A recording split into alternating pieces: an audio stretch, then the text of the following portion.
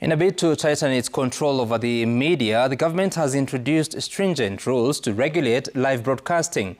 The proposals, termed by a section of members of parliament as draconian, seek to muzzle the media. The ICT Cabinet Secretary William Kabogo maintains that the government was justified in switching off media houses on June 25th to allegedly protest to protect children against the violence which was being broadcast live on mainstream television stations. Emmanuel Toh reports.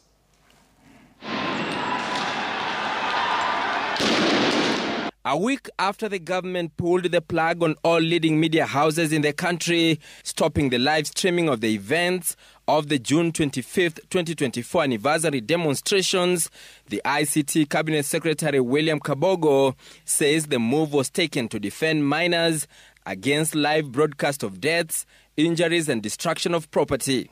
Generally, the main reason of switching off was within the parameters of the watershed period. There was a lot of violence being aired on national TV. And that violence, in my mind, within what we have said, was being aired when children and such like persons were watching TV. The CS adding that the events, which were largely peaceful, spiraled out of control towards Wednesday afternoon, forcing the Communications Authority to enforce the ban. When the violence became too much, the committee responsible for advising me did advise that there's a lot of violence being aired on air, and it is going also to children.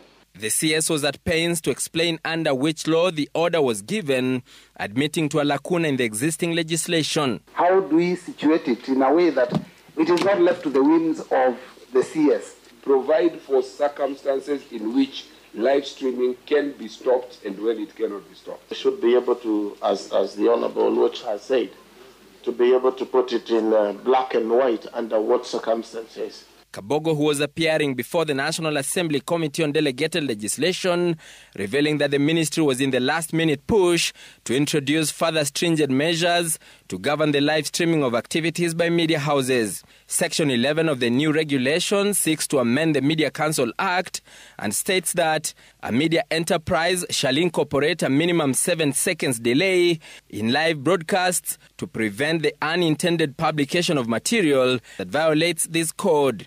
The regulation further adding that a person subject to this act shall be responsible for hate speech published or disseminated on their platform. The Media Council Act stipulates punitive penalty for anybody who breaches the proposed legislation, saying that a person convicted of going against this law is liable to a fine between 200,000 shillings and 1 million shillings or an imprisonment for a term between 6 months and 1 year. The media owners and managers are also subject to the same penalties. When the CS says that you can shoot to kill outside a police station, anyone who comes to a police station, shoot them. It is live, and the media reporters are there with their cameras. Are they now responsible for that comment? A week ago, the Interior CS, Kipchumba Murkomen, also blamed the media for funding the chaotic demos. The ministry has been directed to rework the legislation and present it afresh before enforcing it. The new regulation comes at a time when another bill to regulate demos is also in the works. Emmanuel Toh, Citizen TV, Nairobi.